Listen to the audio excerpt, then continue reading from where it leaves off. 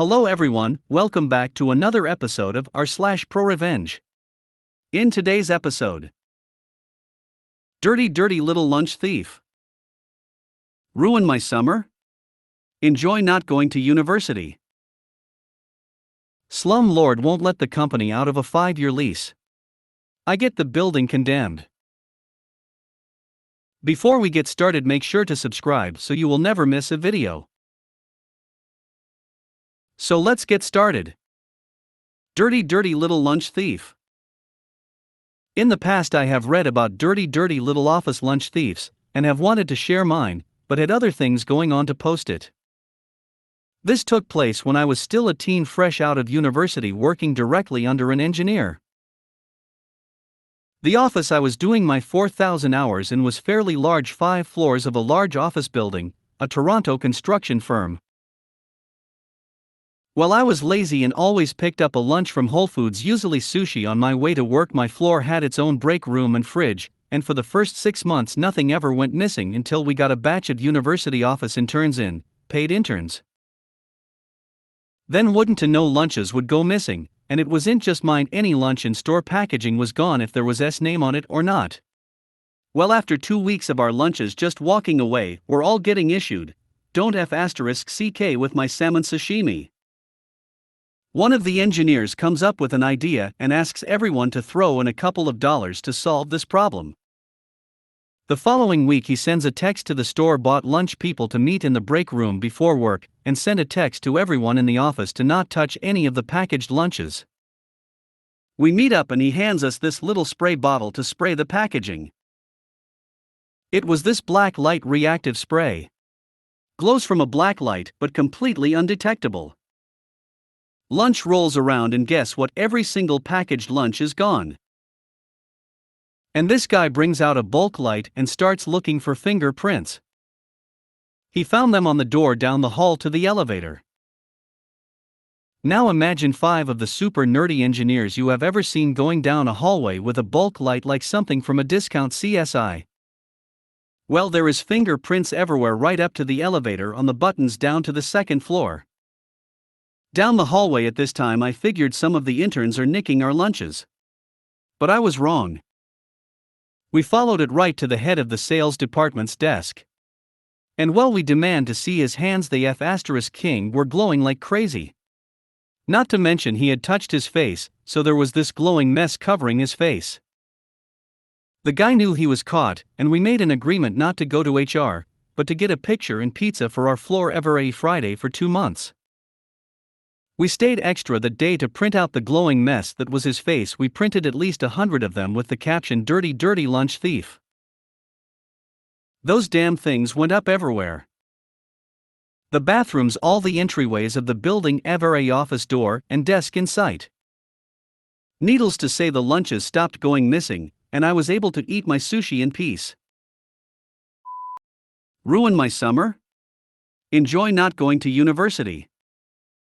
This was a little over 10 years ago, in my early 20s, but it's still one of my favorite stories of karma that suited well to my revenge. As a teenager I got a part-time job as a lifeguard at the biggest pool in the city, if not the province. I was a hard worker, and over the years I had every certification I could get. Over the summers I'd often work on nearby beaches. One year these rural beaches had a really hard time keeping staff, so they'd ask people from my pool to work there. It just so happened my parents had a cottage on one of the beaches, and I said, "Hey, I'd be interested working at middle of nowhere beach. It'd be peaceful, and I can come home on weekends if I want." I took the job, about 4 hours away from home, for a 10-week contract. I was a lifeguard instructor trainer. I certify people to teach other people how to train lifeguards. At the time of this story, I was one of the youngest to have this certification. Most of my coworkers were going into their 2nd year of working on this beach, and frankly 2nd year of being a lifeguard. It was going to be my first year working in this area. Basically, the head manager told me, "Look, it's your first time working out here. We need someone with your experience. We can't give you beach captain position, management, on paper. But we are willing to pay you at a beach captain rate plus extra for you certifications. And you can fill in as beach captain on days when the others can't. As far as we're concerned, you're an alternate. We just don't want to upset the locals more than we need to.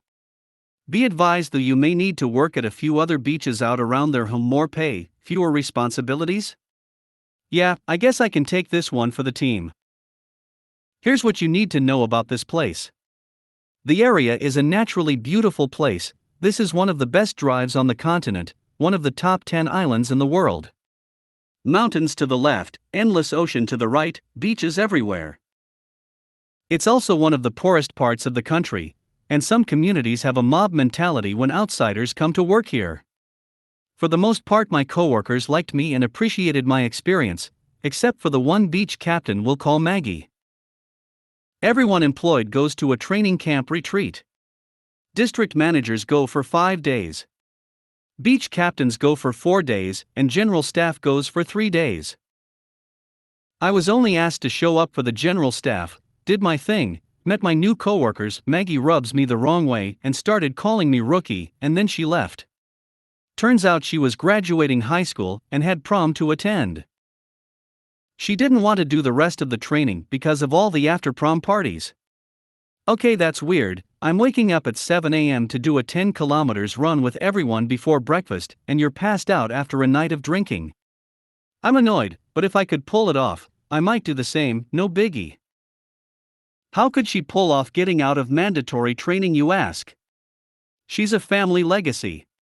Once upon a time her mom was the beach captain, and now runs the local pool in the middle of nowhere town. If you were certified as a lifeguard around there, you had to go through her. Maggie's sister was the beach captain, then district manager, and recently retired from the service, and went to nursing school. Maggie was the next in line to do this. She was going to be awarded a scholarship through the lifeguard service for her school of choice. At the end of the summer there's an AGM where they make all these announcements, but it was a well-known secret. Day 1 of the summer on the beach starts. We're setting up the beach, it's a half day, not many patrons around. We organize first aid kits, equipment, set up our hut, test the phones, etc. District manager, a local, arrives to inspect everything. He's happy, he's a buddy of mine, and as we were the last stop of his beaches to inspect, he hangs out with us. Day's up and Maggie's mother shows up and tells her to start packing for the swimming instructors symposium. Turns out Maggie is leaving tomorrow for the Dominican Republic, on her pool's dime, for 3 weeks. That's 30% of the lifeguard season. She actually tells me, "See you in 3 weeks, rookie," and leaves. The district manager and I drop our jaws and wonder, WTF? Why is this only coming out now? I help him out, we sit down and come up with a new schedule for the next 3 weeks. My supervisor filled in some of her shifts and we even worked together a few times. Now, looks like I have to be a beach captain with the actual new guards, at least 3 weeks. It was more work for me, but honestly, Maggie's departure was a blessing. I've hardly met her, but I doubt we're going to get along. She rubs me the wrong way. Those 3 weeks without her, I got a great feng shui, zen groove, and inner harmony thing going on. It was the healthiest mentally and physically I've been in my life. Of course, the lack of negative emotions directed toward me would not last. It ended the day Maggie returned literally within the first hour of us working together. Maggie, my beach captain, started our day together by berating me in front of her friends. "Hey rookie, do you even know how to do CPR? I was watching you at training camp and you were doing it wrong. I need you to show me how to do it right now." "You want me to show you how to do CPR? Sure, no problem, could ask nicer, but whatever, I'll put up with this. We have to practice so much every day anyway." Then she drops this bit of information while I practice incorrectly. "If you don't have anything under them, you'll dig a hole in the sand." Maggie, this doesn't make sense, but whatever, it's not like I'm an instructor in this or anything, or have basic knowledge of physics that pushing on sand isn't the same thing as digging. The whole day consisted of Maggie calling me rookie and being pointlessly rude in her critiques of my life-saving skills. Of course, it wouldn't be a good work story unless someone stole someone's lunch. "Hey Maggie, is that my lunch in your mouth right now?" Oh, was that your lunchbox? Well, it wasn't your lunchbox, was it? I'm the beach captain, you can't talk to me like that. This would become our daily routine on our shifts together. I began packing a decoy lunch with half-eaten items or empty wrappers. This gave me the opportunity to hide/eat my real lunch without her bothering me. By week 4 it's our mid-season evaluation. There's 2 parts, physical evaluation and professional evaluation. District manager does the physical, and it's straightforward. All employees show up at the beach before it opens. You run 4K, swim 600 m, paddle 2K, etc. Apparently I embarrassed Maggie. I was the most improved from start of the season to the end of season. I was already in the top 25%, but now I was physically one of the top 5%. Maggie, however, got worse. A lot worse. She was mediocre, but in the general top 50%, but was now one of the worst physical guards, bottom 10%. Her times all were substantially lower. But luckily for her it's not all physical, there's still the professional evaluation. The beach captain who works with you the most writes up your evaluation. You get a score out of 50. 10 5-point characteristics, punctual, customer service, safety, etc. You get graded in short notes or written to explain your score.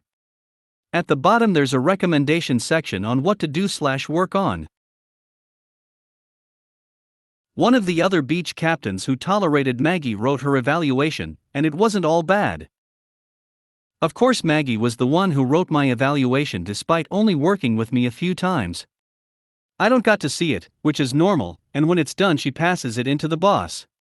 Once it's handed in, the district manager pulls Maggie and I aside. He rips it up in front of us and says, "Maggie, this isn't a real evaluation, you gave him all zeros. Your notes are incoherent and, in the recommendation section you told him to leave and never come back. This is not acceptable. I've worked with him more than you did. I'm going to write up the mid-season evaluation." Maggie breaks down in tears, plays the victim that the outsider is taking her job and she's protecting herself. Manager's not buying it but ultimately goes easier on her. Temper's cool, I get a modest review with things to improve on.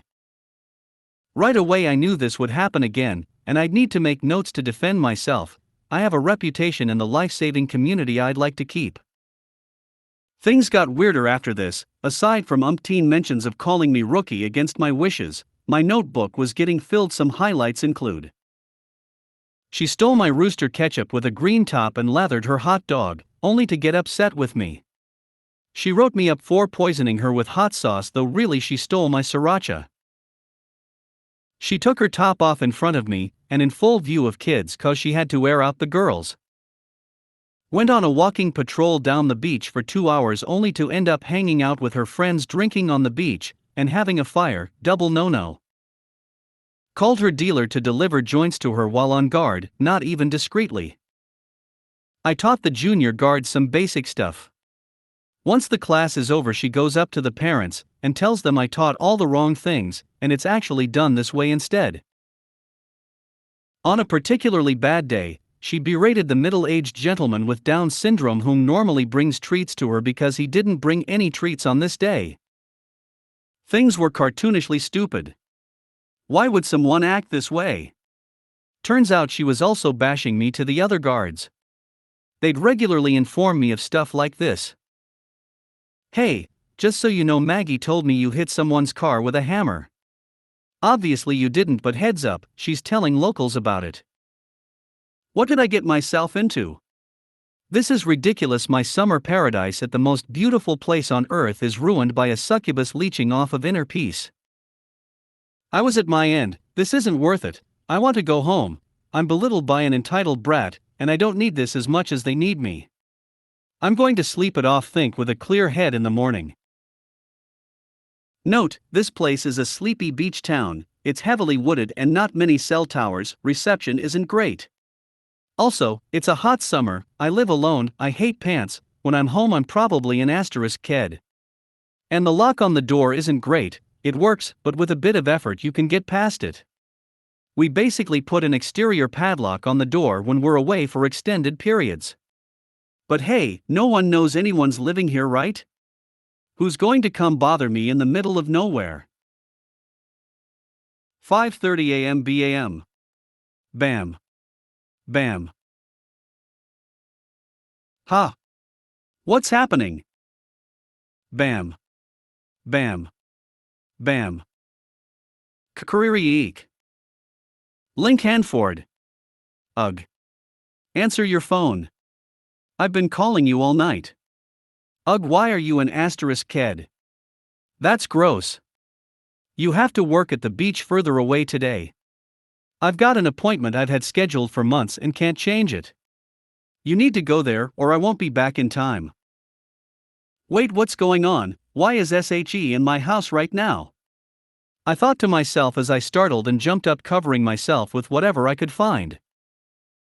I raised my temper and got her out of my home as quickly as possible and say to myself, that's it, I'm done, this isn't worth it. I call my district manager, tell him the rundown of what's been happening lately. Initially he thought I might be embellishing the truth a bit, because it's all so ridiculous. He tells me if I go to work, there's 2 weeks left in the contract, he'll make sure Maggie and I don't work together anymore as long as I can stick around.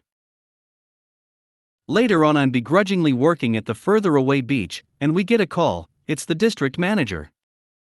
Link Handford. I owe you an apology. I thought you were making this stuff up. Maggie just called to report you for being an asterisk kid and yelling at her. As she explained this, she admitted to walking into your home. What do you want to do about this? District manager, which beach captain or alternate has worked with Maggie the most this summer? Looks like it's you by a fair bit. Is she allowed to do my end of season evaluation? No, because of what she did with your mid-season, we've decided that I would do it personally again. Okay, great. Who gets to do hers then? Well, you can guess where this ended up. As luck would have it, Maggie and I got to work together once more due to someone being sick. The whole time she's telling me I'm going to make your review so bad. You're going to wish you never came here, rookie. At that point I just smiled with a *T-eating grin. The summer may have its last dawn, but this will be the end of you, Maggie. Writing up Maggie's end of season evaluation was between the supervisor and I. The rest of the staff were unaware of this. So I used the final days talking to the staff.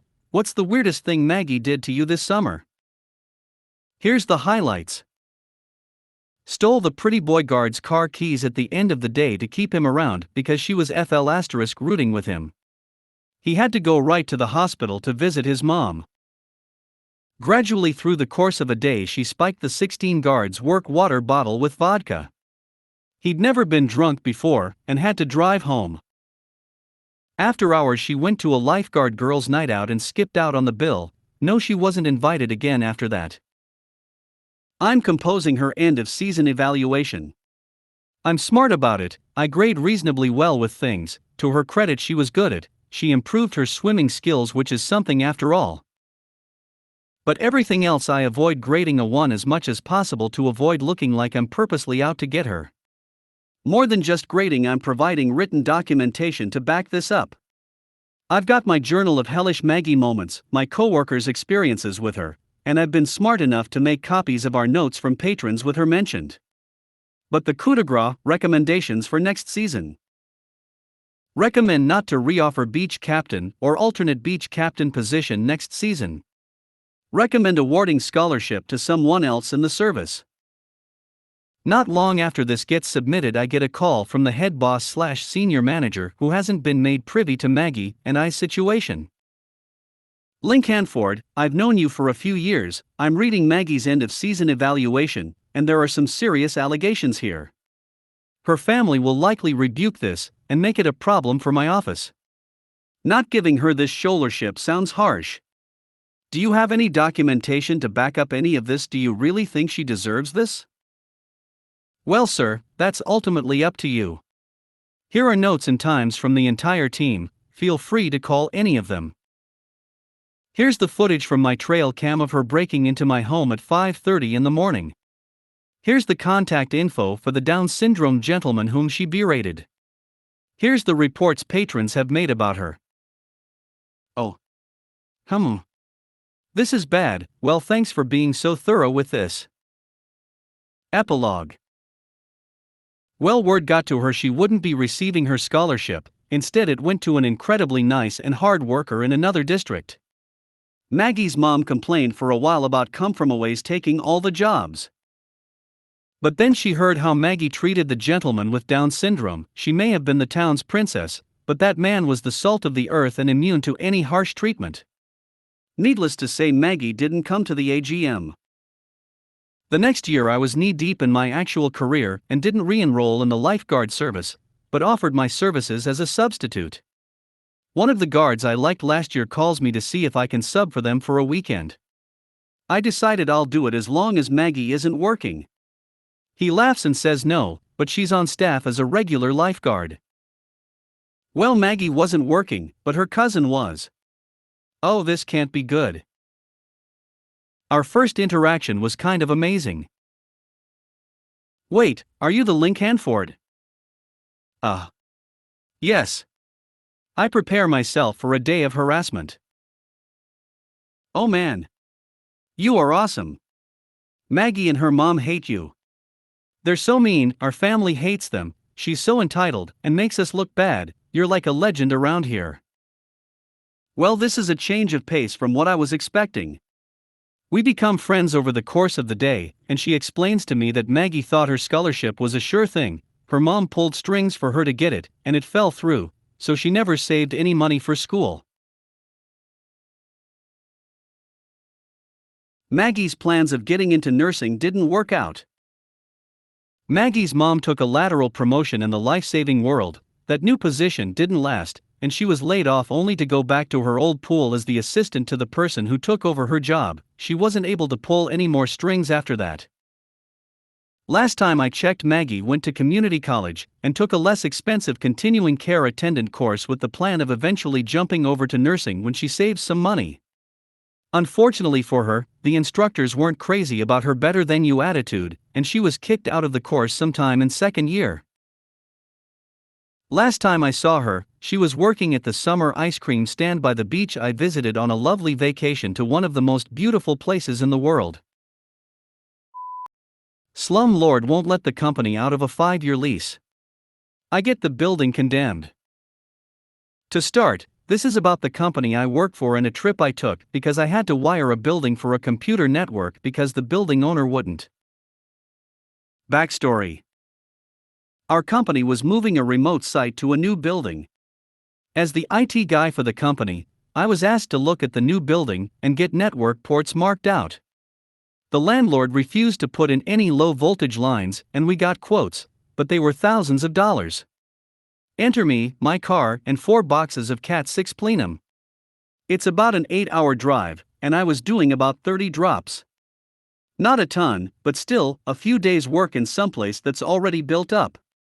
And it's drop ceiling with insulation on top. Messy, itchy work. Story. Day 1. We get there Monday morning at the start of the month. It's actually a cool summer morning, and we're from further south, so no one notices the AC not working for about an hour. Slowly, the building begins heating up. It gets to 80 by noon, 85 at 3 p.m. The rooms with floor-to-ceiling windows are greenhouses. It's absolutely miserable. We've been told by the workers still on site that the leasing company was told there was no AC in our building 3 weeks ago. The other thing is there are still workers on site. The building isn't completed. So much for being ready for a handover day 1. Day 2. We're getting agitated. It's 80 degrees in the AM when we first walk in. It's sweltering. The other guy that came up with me is the facilities manager. He's screaming at people over the phone to fix the F***King AC. We're all exhausted from the heat by 3 p.m. I found a 4-foot hole in the ducting when I opened the ceiling tile. The AC was blowing, but there was no cold air. We are told the compressor is broken. Day 3. More of the same. Miserable in the morning, I'm finally getting the last lines punched in on the patch panel. The AC guys arrive about 10 a.m. They finally fixed the unit at 2 p.m. We asked them what they did. They said a lot of things. We again said, "What did you do?" The reply was, "We can't tell the tenants." Red flag alert. We contacted our realtor. She said she would look into what was done. She sends an email later that night that says they changed the refrigerant from our 22 to our 410A. I tell the facilities guy, "No way, dude. That's like putting gas in a diesel motor, they'd have to change out the entire system." They didn't do that. In 4 hours they basically duct taped and WD-40'd that thing back together, and it will run poorly for a month or so, then give out, and we'd be stuck with a replacement. Day 4. Still no running water to some areas, still workers on site, the AC can't keep up with the noonday sun, and it still hits around 80 by the end of the day. AC runs continuously. We're packing up all the stuff we moved in and moving out. I notice all the fire sprinklers look like they have moved, and the metal protection around the drop tile has fallen to the floor. The sprinklers are no longer protruding from the tiles in places, in others, they are quite a bit lower than they were. Yep, the AC fools stood on the fire sprinklers to fix their lousy duct work. We are looking for a friendly way out. We contact the landlord and say, "You haven't delivered a finished building, we're moving out, the lease is broken." Landlord has a 36-page lease. Landlord won't let us out of the lease, it's 5 years. This is not starting off well. We get in contact with the corporate lawyer and the realtor, they both agree we're kind of F***ked. We are desperate for any way out. I start looking at the fire system. I used to run all kinds of low voltage lines, fire, security, etc. There is no fire panel in our portion of the building. No smoke detectors are hooked up to anything. More red flags. One of our employees that was moving the heavy gear says, "Oh yeah, I meant to mention, I never saw any building permits anywhere. Ding ding ding. They did this build out, including demolition, running new plumbing and power lines, and destroying the fire system without a city permit." Cue the call to city inspector's office. Day 5. I wasn't here for this part, but the facilities manager told me this. The city inspector pulled the permits for the building. There weren't any. He finds multiple violations of city code. Red tagged our area, removed the certificate of occupancy. When I told him to check the fire system like you said, he just goes, "Oh no, I have to make a call." He calls the fire marshal. Day 8. Fire marshals arrive on scene. Find no active alarm system in our portion of the building. Red tag. Find the sprinkler riser for the entire building in our area. No water pressure. Condemned the entire building. Basically, they wouldn't let us out of the building because we signed a lease, even though they never delivered a building in any semblance of working order. Called the building inspector, got them smoked, who then called the fire marshal, who condemned the entire building. They are still trying to fight us over it, but we're pushing for them not only refunding our deposit and the rent, which they have already done, but for all the time spent moving gear in and out, and all the wiring. Our lawyer says they don't have a leg to stand on, and he's happy for them to pay his fees as well. If you made it to the end of the video, thanks for watching. Don't forget to like, subscribe and share, and we will see you in the next video.